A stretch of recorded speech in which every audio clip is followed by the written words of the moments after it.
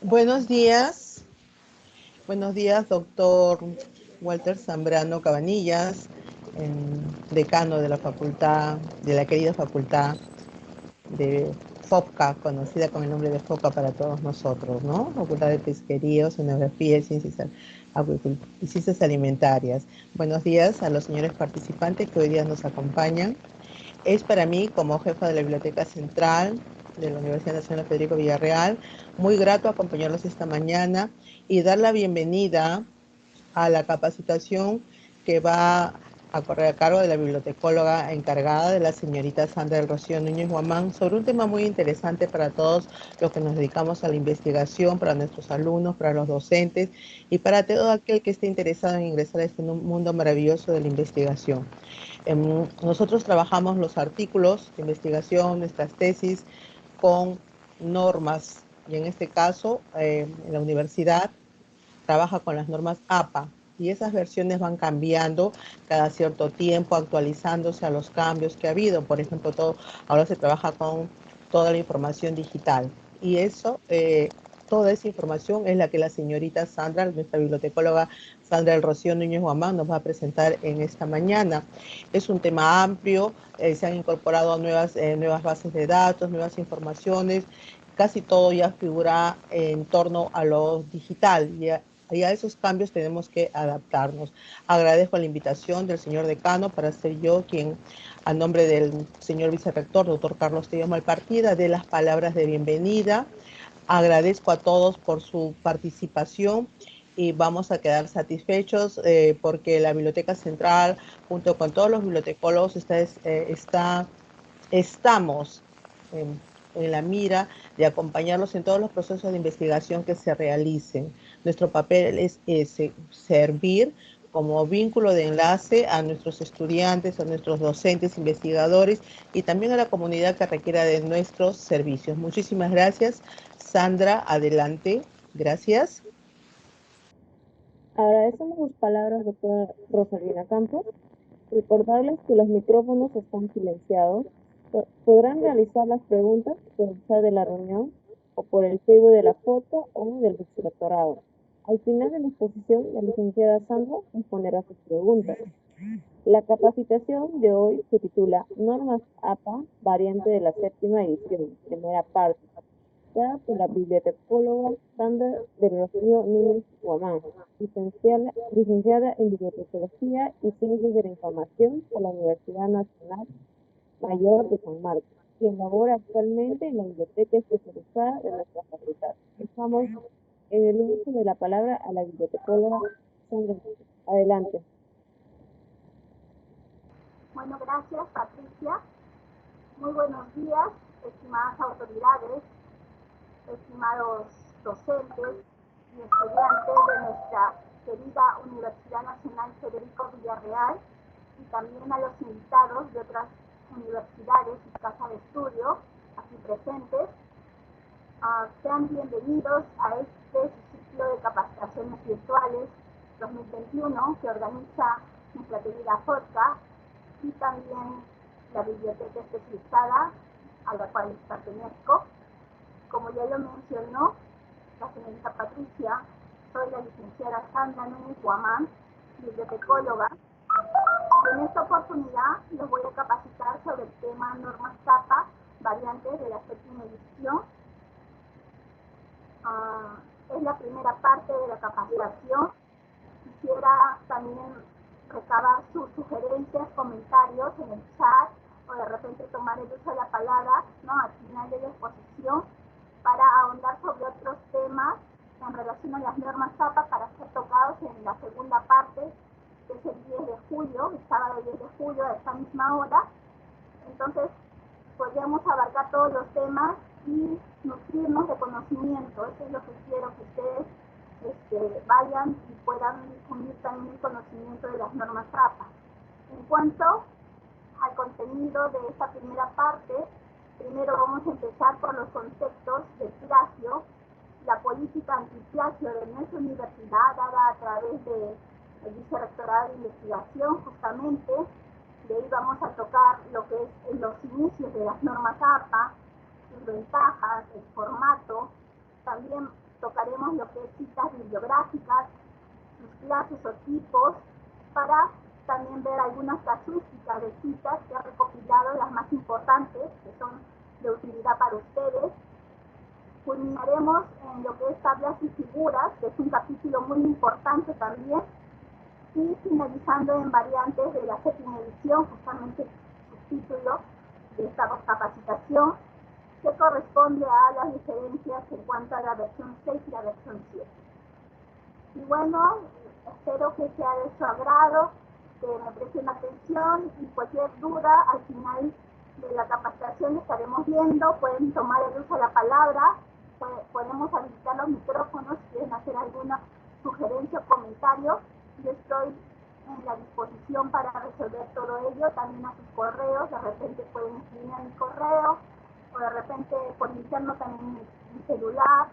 Yo estoy dispuesta a ayudarlos de todas maneras en el desarrollo de sus investigaciones. Bueno, muchas gracias desde ya por su participación, y voy a presentar mi exposición. Un momentito, por favor.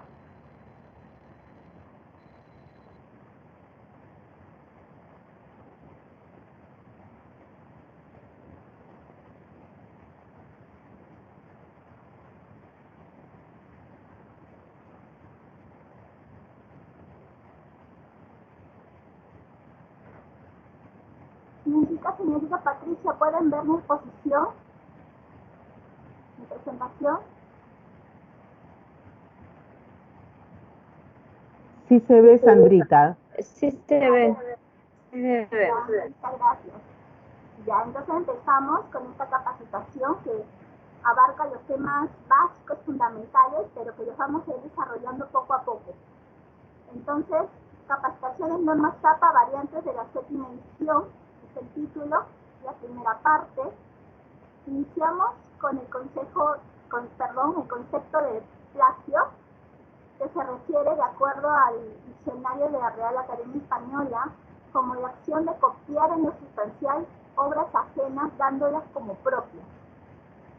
En el dibujo, en el gráfico que vemos una persona sentada con su laptop y tiene una idea que está representada por un poquito, ¿no? Entonces vemos otra persona que aparentemente tiene el aspecto de un ladrón que quiere robarle esa idea. Está vestida con antifaz y un saquito. Entonces esa es una forma de conceptualizar el concepto de plagio, porque el concepto de plagio es una infracción, una falta, en este caso al derecho de autor, sobre una obra.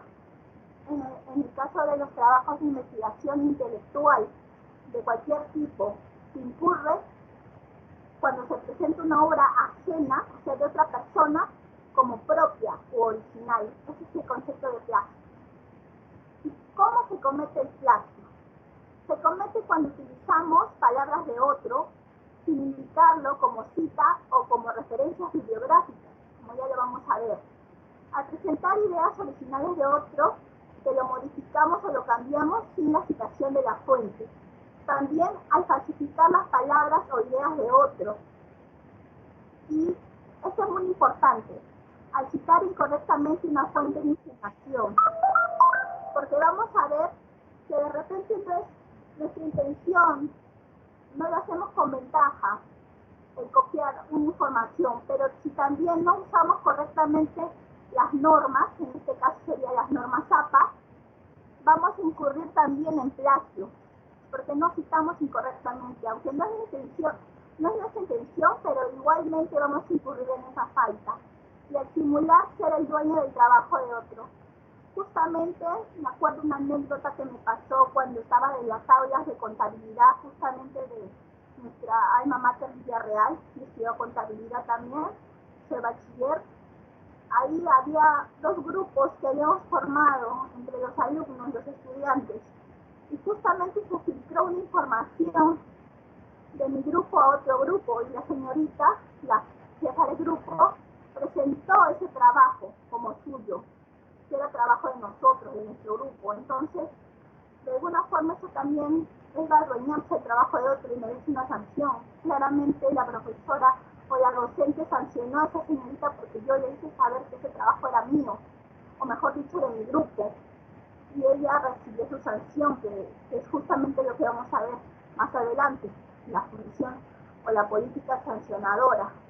Y bueno, eso es una falta ética también, como estudiante, como profesional que vamos a hacer. No se debe cometer eso. ¿Cómo evitar el plagio? Justamente lo que se ha dicho, se tiene que citar correctamente las fuentes, utilizando el proceso de investigación en todo su proceso.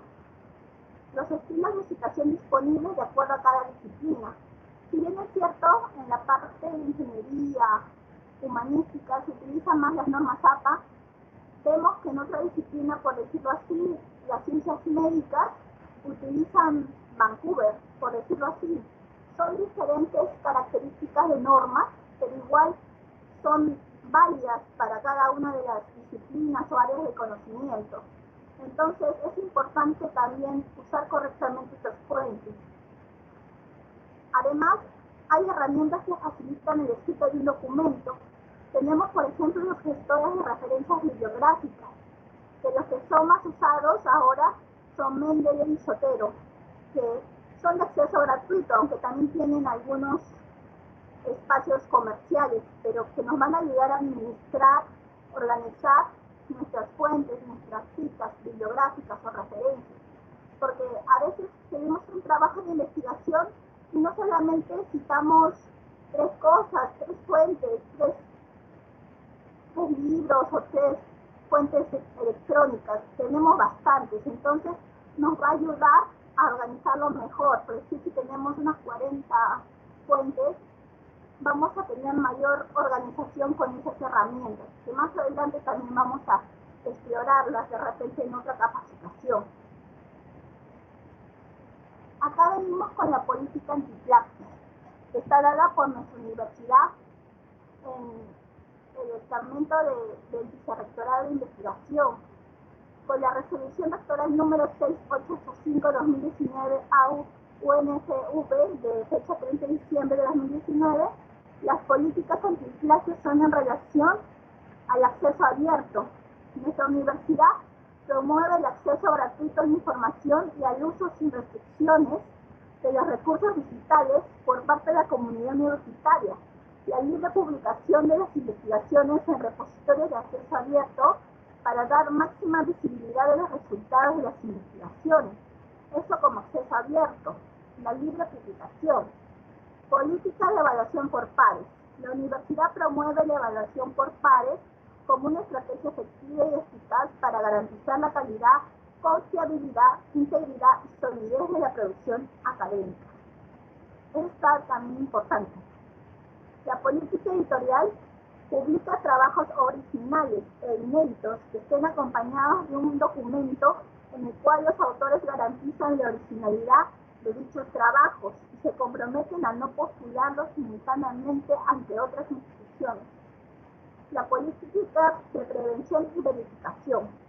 La universidad protege los derechos de autores, es muy importante, y derechos de propiedad intelectual para salvaguardar la calidad y el prestigio de la investigación que se realiza en la comunidad universitaria. Y por último, pero no menos importante, la política de sanción, que sanciona a aquellos miembros de la comunidad universitaria que incurran en acciones que vulneren los derechos de autor y derechos de propiedad intelectual. Las sanciones administrativas a las que diera lugar sin perjuicio de las acciones legales correspondientes. Esas son las políticas que albergan nuestra institución, nuestra universidad, como política antiplagio. Acá ya vemos un poco de la historia, a dónde se remontan las normas APA.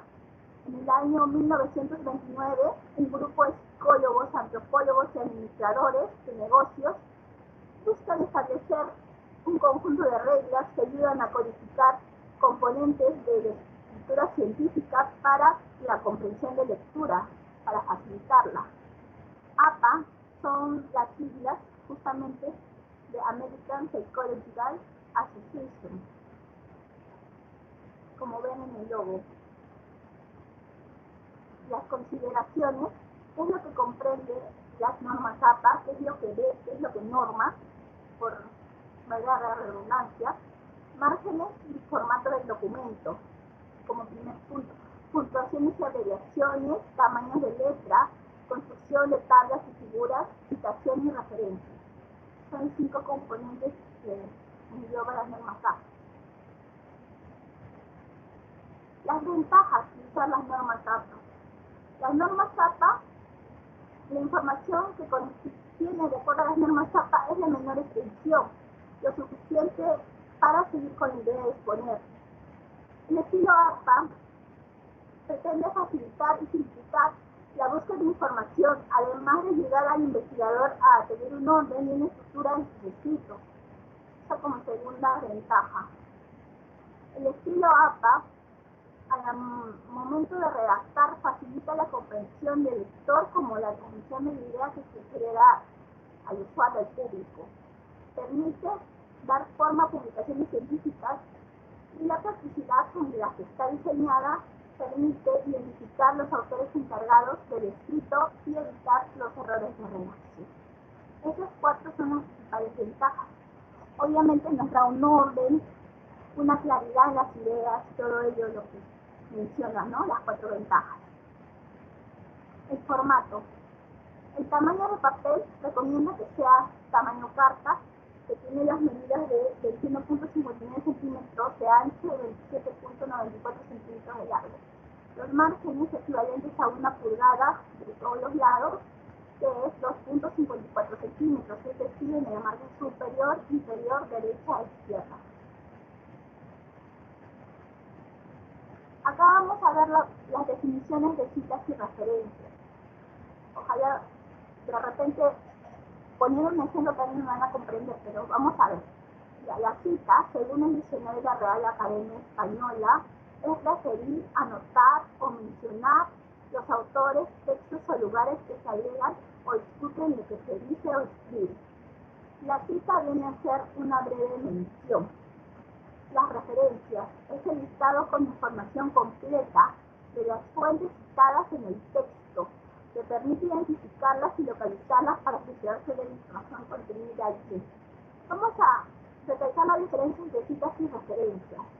Las citas están dadas dentro del texto, del contenido de la investigación, del trabajo de investigación, mientras que las referencias están dadas al final de todo el documento, como un listado de datos más completos de las fuentes que se están citando. Siempre hay una conexión entre citas y referencias. Todos los citados tienen que ir en las referencias.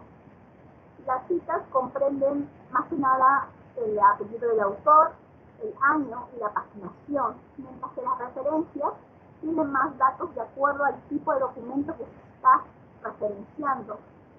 Entonces, siempre tiene que haber esa conexión, no podemos desvariar entre cita y listado de referencias o referencias bibliográficas. Si bien es cierto, el listado de referencias puede tener más fuentes de lo que está citado, porque de repente revisamos algún documento y nos es útil para nuestra investigación, lo ponemos también ahí, y no necesariamente tiene que estar citado, pero sí, todos los citados sí tienen que ir dentro de la lista de referencias. Pero me deben comprender un poco la idea entre citas y referencias. Acá vemos algunas diferencias. También del lugar, la cita, justamente dice, inmediatamente se introduce el texto copiado o parafraseado de otro autor. La referencia al final del documento en una lista nombrada de referencias dispuesta en orden alfabético. Claro, porque el apellido paterno del autor se ordena alfabéticamente. Primero de repente anda Saba y de ahí Paredes y así sucesivamente, por orden alfabético para mantener un orden. Entonces, la referencia al final del documento, la información contenida, justamente lo que vengo diciendo, la cita, el nombre del autor, la fecha de publicación y la página publicada. En cambio, la referencia va más datos, nombre del autor, fecha de publicación, nombre del documento, es una revista, número de edición, página publicada, información que puede variar dependiendo del tipo de documento referencial. En la segunda parte vamos a ver más casitos de tipos de documentos y van a ver cómo es la estructura de la referencia bibliográfica. La estructura Dependiendo si es basado en el autor en el texto, puede ir entre paréntesis, lo vamos a ver, o solo va en paréntesis la fecha de publicación. En redacción de referencias, la Academia Francesa, que también vamos a ver un ejemplo, que es que el texto está alineado a la izquierda y la segunda línea está alineada a la derecha. Lo contrario de la alfabeto que normalmente usamos a la redacción. Están las citas bibliográficas. Tipos de citas. Tenemos dos tipos de citas. Lo que es citas directas, que son las textuales, o sea, de acuerdo a como lo encontramos en la fuente, y citas indirectas, que son lo que denominamos paráfrasis, que lo vamos a ver también. En citas directas textuales tenemos las citas cortas y las citas largas. Las citas cortas corresponden a las que tienen menos de 40 palabras, se escriben de frente en el texto, van entre comillas y sin cursiva, y se escribe punto después de las comillas que cierra la cita. Y las citas largas son las que tienen más de 40 palabras, se escriben fuera del texto, con sangría, y sin comillas y sin cursiva. Y al final del bloque de citas se cita la fuente de consulta, ¿no? Eso también. El número de página o párrafo en un paréntesis después del signo de puntuación final. Acá tenemos ejemplos de citas cortas. Por ejemplo, en la que se divide a su vez el énfasis en el autor y el énfasis en el contenido. El énfasis en el autor corresponde cuando va primero el apellido del autor, va entre paréntesis el año de publicación y va una palabrita conectora, en este caso sostiene que, y va entre comillas la cita textual, en su punto al final. Eso es cuando primero se pone el autor y se hace énfasis en el autor. Cuando se pone énfasis en el contenido, va directamente la cita, ya no va el autor al principio, sino que al final va todo entre paréntesis, el apellido del autor, el año y la página. Entonces se cierra con un punto y esta es la cita con énfasis en el contenido, la cita corta. Estos ya son ejemplos de citas largas. La primera cita basada en el autor. Como vemos, acá estamos mencionando a Cacú, que es el autor, entre paréntesis el año, igual el conector afirma que, sostiene que, promueve que, son verbos que son conectores, dos puntos, y va la sangría, y acá también va en diferentes tipos, tamaño de letra, de preferencia, y va alejada del texto normal, y va la paginación entre paréntesis, página 90, y así va. La cita larga basada en el autor. El mismo texto, pero con cita basada en el contenido. Igualmente va separada del texto normal, el menos tamaño de letra, pero todo entre paréntesis. El apellido del autor, coma, el año, coma, la paginación y cierra paréntesis. Y así es la cita larga, cuando tiene más de 40 palabras. Y así hace la cita larga.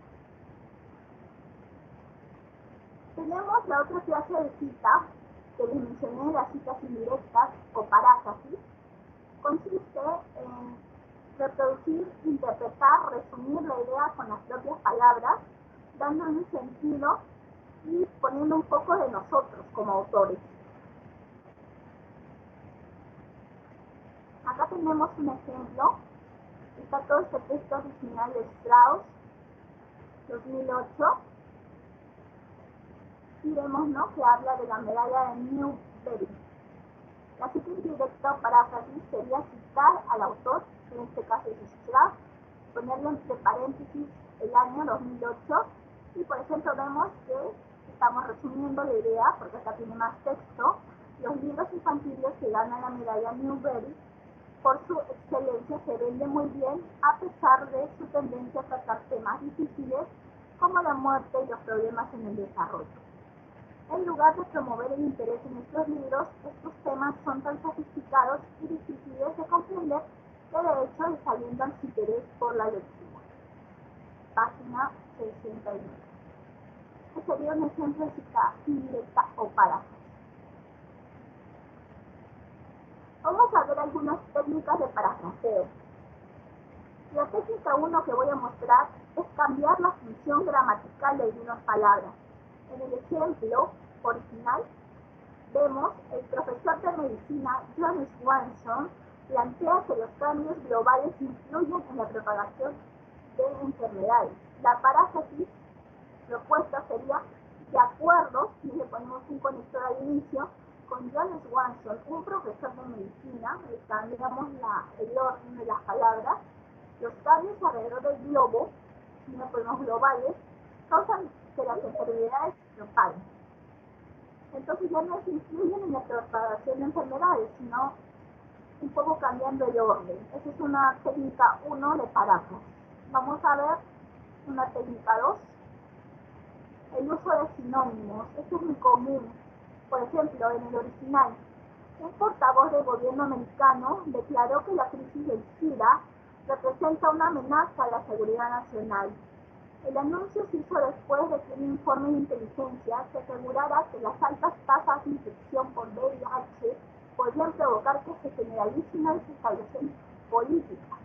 En la paráfrasis podemos poner un portavoz del gobierno de los Estados Unidos, ya no dice americano, ¿no? Como en el original, dice Estados Unidos, ya estamos cambiando un poquito.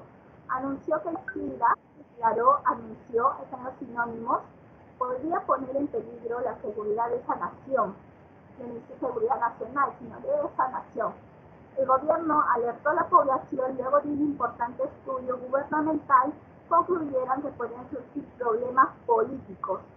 Esos problemas políticos en el original dice desestabilización política. Ahí vemos los sinónimos, los parecidos, pero con otras palabras. Como resultado de alto número de personas infectadas con VIH. Ahí ponen la cita, es en el 2005, que está en el original.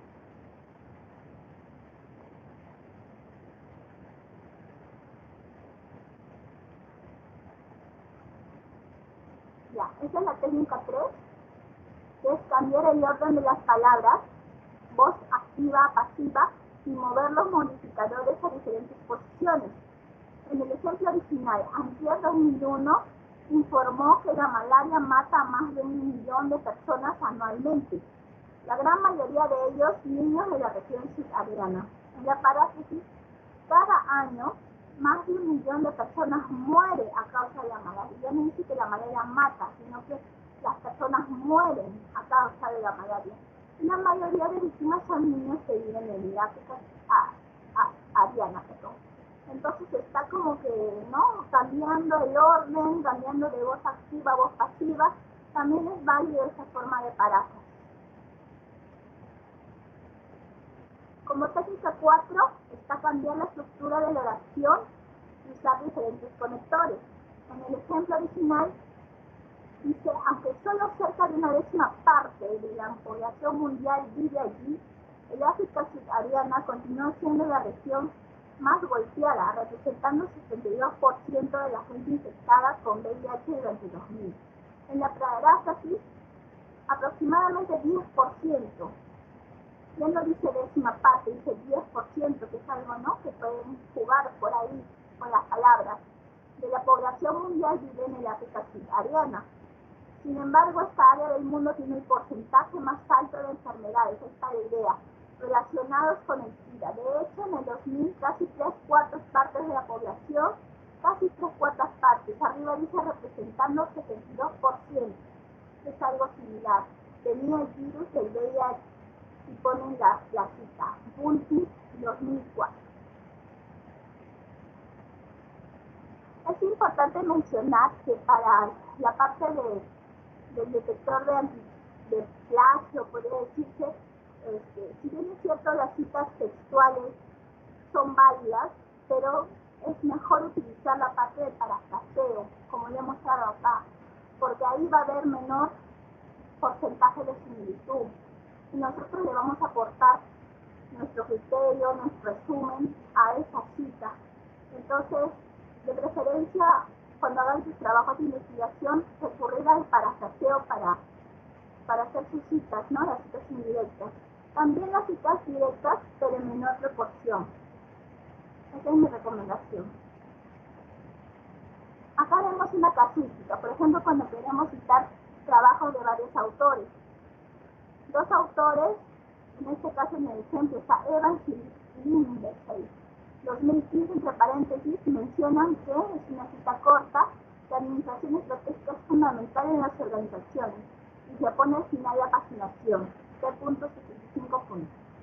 Y en más de 3 autores, en la versión 7 o séptima edición, solo se cita únicamente el primero de ellos, seguido de et al, que es latín, otros y otros, y el año para la primera cita y también para sus secuentes. Por ejemplo, Robin, solo de repente más autores, solo se le pone coma, et al, el año entre paréntesis, indica que, y no la cita. Eso es para citar varios autores. Para citar un trabajo de un autor corporativo, como le dice el ejemplo en inglés, National Institute of Mental Health. Entonces, vemos que tiene sus siglas, NIMH, lo ponemos entre paréntesis con coma al año, menciona que en las siguientes citas que también lo mencionamos, nada más ya ponemos la sigla. Eso cuando se puede poner en siglas el autor institucional o corporativo. Pero si no, solamente lo repetimos, como en el segundo ejemplo. University of Pittsburgh, 2005. La segunda cita ponemos igual, porque no tiene siglas. Pero sería una buena opción, si tiene siglas, poner solo las siglas a partir de la segunda mención. Cita de un trabajo de autores con el mismo apellido. Si es con el mismo apellido, entonces como que va a confundir un poco, se le ponen las iniciales de sus nombres para diferenciarlos. En el segundo ejemplo también se le ha puesto las iniciales de sus nombres, pero como en este caso tiene años diferentes, entonces es más diferenciado aún. Pero si fueran años iguales, igual se les diferencia por sus iniciales. Y se le ponen, ¿no?, las palabras conectoras, que son verbos, lo concluyeron que mencioné antes, para evitar la confusión. En el caso de una citación de un autor no identificado, si no tenemos el autor, hemos buscado las fuentes, de repente una página, porque tenemos que agotar todas las posibilidades, solo ponemos el título del libro, revista, folleto e informe. Lo ponemos en cursivas y comenzamos con el año, ¿no? Seguido el año y señala que, y bueno, la cita. Si es un capítulo, un artículo o una página de internet, ponemos el título, pero ya no en cursiva, sino entre comillas. Y lo ponemos todo entre paréntesis con el año. Y se afirma. Es el conector para poner la cita. Si la fuente que se va a citar está registrado como anónimo, también se le pone anónimo de frente, se le pone coma y el año. Y se afirma que, y todo entre paréntesis. Si es una citación y el trabajo, la fuente no tiene fecha, siempre se tiene que agotar todos los medios para ver la fecha. Pero si no la tiene agotado los medios, se le pone S.S, entre paréntesis, con el apellido del autor, como está en el ejemplo. Cuando citamos fuentes electrónicas, obviamente no va a tener paginación, pero sí tiene párrafos. Entonces tenemos que ponerle la abreviatura PAR, que es válida en las normas APA, y le ponemos el número de párrafo. Contamos desde el inicio hasta el final, en este caso sería el párrafo 4, y lo ponemos en la página. O sea, en vez de la paginación ponemos párrafo, la abreviatura de párrafo, y bueno, la misma estructura de la cita. Acá tenemos cita de 2 o más trabajos dentro del mismo paréntesis. Por ejemplo, si tenemos varias fuentes y queremos citar diferentes autores, le ponemos diversos escritos sobre la paciencia, un ejemplo. Y ponemos el apellido con el año separado de punto y coma, pero lo ordenamos alfabéticamente. Y le ponemos el conector, coinciden en qué, y ahí va la cita. En el caso del mismo autor con diferentes, o mejor dicho, el mismo año de edición, los diferenciamos con el sufijo de la letra minúscula A, B, C para diferenciarlos. Y la lista de referencias siempre se ordena alfabéticamente por el título de publicación, en este caso.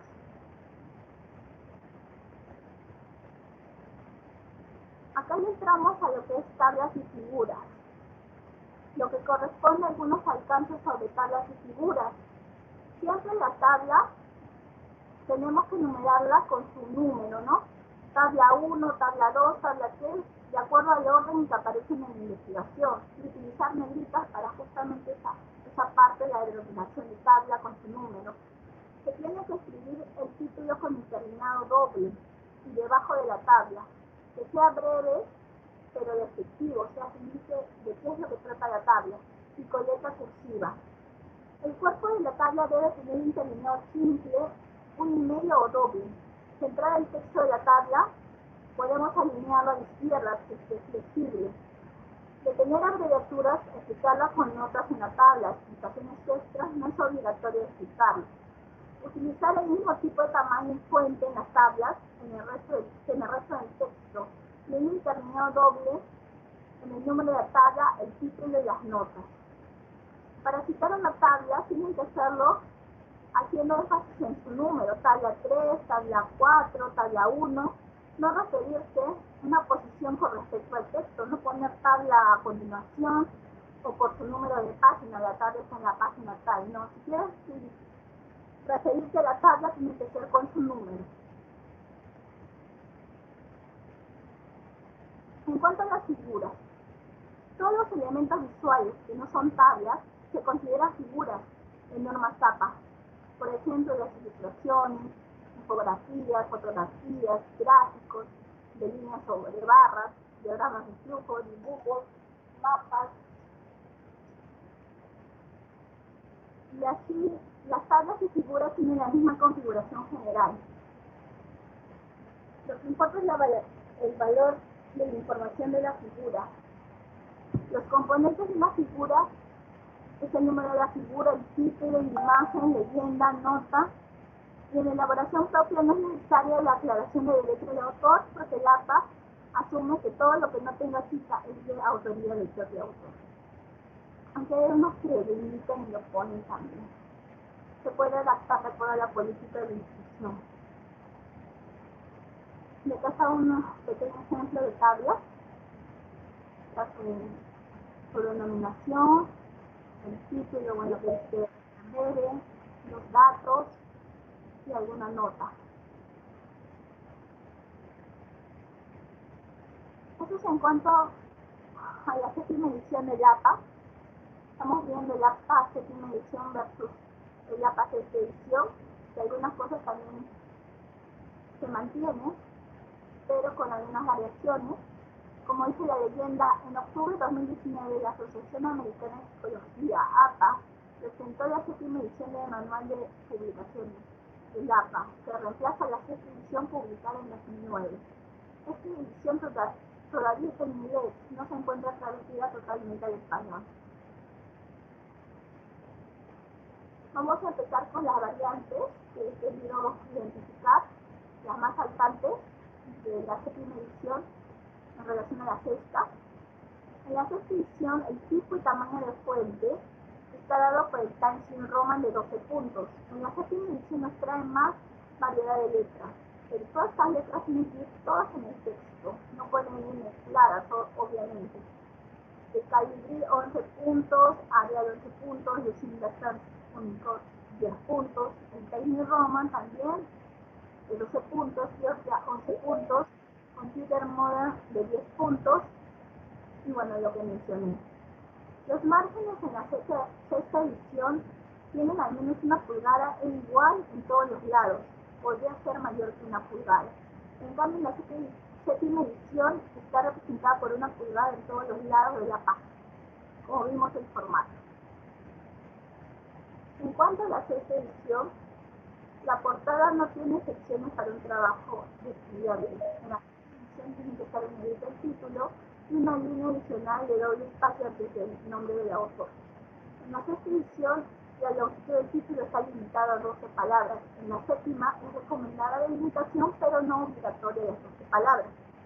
En la sexta edición, las citas secundarias se ponía la fecha de la cita primaria. En la séptima edición incluye la fecha de la fuente primaria y se conoce en la cita de la fuente secundaria, que se refiere a la cita de cita. En la sexta edición, el uso de el hay y otros, cuando son más de 3 autores, se usa con la primera cita si había 6 o más autores. En la sexta edición, utilizado con la segunda cita y un trabajo con 3 a 5 autores. En la séptima edición se usa el hay en todas las citas y un trabajo con 3 o más autores, siempre que no haya ambigüedad con respecto a la fuente, como hemos visto el ejemplo, ¿no? De más de 2 autores. La ciudad editorial y el libro se incluía. Esto es en el caso de las referencias, que lo vamos a ver más minuciosamente en la segunda parte, el 10 de julio. Y en la séptima edición no se incluye ni la ciudad ni el país de la editorial, es omitido de la referencia. Estas serían las diferencias, las variantes de la séptima edición. Bueno, acá he concluido mi exposición de los puntos básicos, más que nada para que ustedes puedan tenerlo claro y podamos iniciar más cosas en la segunda parte. Ahí está mi correo, soy la bibliotecóloga de la FODCA, para servirles a todos ustedes. Y bueno, tengan muchas gracias por su atención y así concluye mi exposición, agradeciéndole a todos.